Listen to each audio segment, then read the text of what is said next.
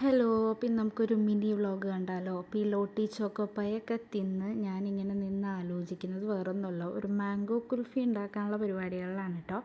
അതിൻ്റെ റെസിപ്പി ഞാൻ വേറൊരു വീഡിയോ ആയിട്ട് തന്നെ ഇടാം.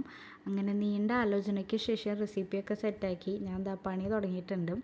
മാങ്ങയുടെ ലഭ്യത ഇവിടെ അമിതമായതുകൊണ്ട് തന്നെ ഇങ്ങനത്തെ കുറച്ച് പരിപാടികളൊക്കെ ചെയ്യാമെന്ന് വിചാരിച്ചു. പിന്നെ വെക്കേഷനൊക്കെ അല്ലേ, അപ്പോൾ നിങ്ങൾക്ക് ഇനി വരും വീഡിയോസിൽ മാങ്ങ വെച്ചിട്ടുള്ള റെസിപ്പികളൊക്കെ പ്രതീക്ഷിക്കാം.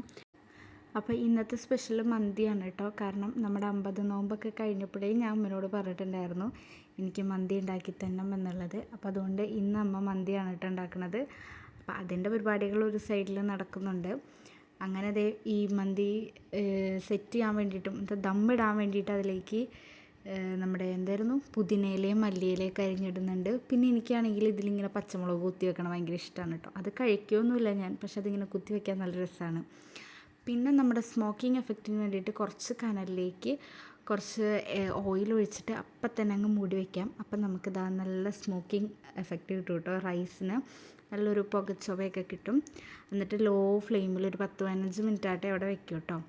അങ്ങനെ ഗൈസ് നമ്മുടെ മന്തി ഇവിടെ സെറ്റായിട്ടുണ്ട്. നല്ല സ്മെല്ലൊക്കെ വരുന്നുണ്ട് കേട്ടോ. കുറേ നാൾ കൂടി കഴിക്കുന്നത് കൊണ്ട് കുറച്ചും കൂടി ടേസ്റ്റ് കൂടുതലായിരിക്കുമല്ലോ. അങ്ങനെ ഇതാ ഓരോരോ പീസൊക്കെ എടുത്ത് മാറ്റിയിട്ട് നന്നായിട്ട് മിക്സ് ചെയ്തു. പിന്നെ ഞാൻ വെയിറ്റൊന്നും ചെയ്തില്ല, വേഗം തന്നെ കഴിക്കാനായിട്ട് എടുത്തു കേട്ടോ. ചൂടോടുകൂടി കഴിക്കുന്നതാണ് എനിക്കിഷ്ടം. അങ്ങനെ ഇപ്പോഴത്തെ പരിപാടി എന്ന് പറഞ്ഞിട്ടുണ്ടെങ്കിൽ ഈ പണ്ടത്തെ സിനിമയൊക്കെ ഇരുന്ന് കാണലാണ് കേട്ടോ. ഇത് മറ്റേ എന്തായിരുന്നു, ഈ പറക്കും തളിക മൂവിയായിരുന്നു. അത് ഞാൻ കണ്ടിട്ടുള്ളതാണ്, പക്ഷെ നീയൊക്കെ കാണണം എന്ന് പറഞ്ഞിട്ട് അങ്ങനെ വെച്ച് അതൊക്കെ ഇരുന്ന് കണ്ട് എല്ലാവരും കൂടി ഫുഡ് കഴിച്ചുകൊണ്ടിരിക്കുകയാണ് കേട്ടോ.